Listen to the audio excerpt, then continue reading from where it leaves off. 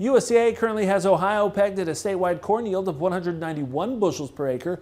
Now, if that holds true, that will be a 4% better than last year. Drought not an issue this year in the state. Farm Journal's Tyne Morgan joins us now. And Tyne, are scouts seeing a better Ohio crop than they saw in 2022?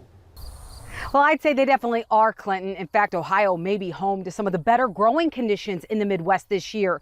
This week, heat definitely hitting headlines. But here in central Ohio, the temperatures are only forecast to top 90 degrees just one day. And farmers here tell me that growing degree units may actually be behind average so far this year.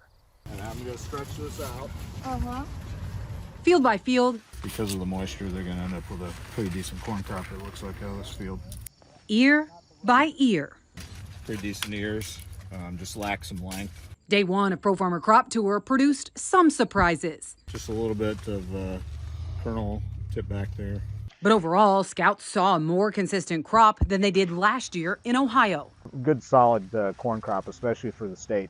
Ohio's typically a hit or miss state, and it looks like most of the area is hit this year based on what we've seen.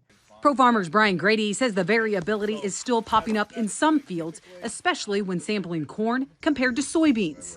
We actually had our highest pod count on soybeans on the poorest cornfield, and those two fields side by side obviously had the same weather. So it shows you that what's good for corn isn't always good for soybeans or vice versa.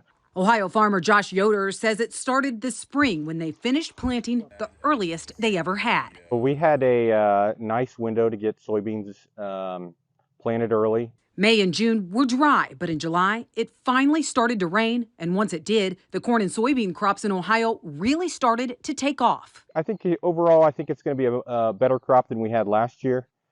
In particular, I don't know if it's going to be as good of a crop as what we had in 2021. But we're set up to have an above average crop.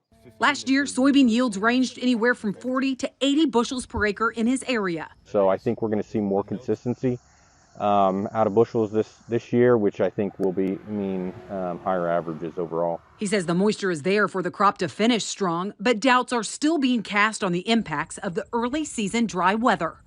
We've seen some potassium deficiency flash on our hillsides when it was dry early. Looking at the crop now, it looks like we're going to have a pretty good harvest. My question is really what kind of damage occurred early.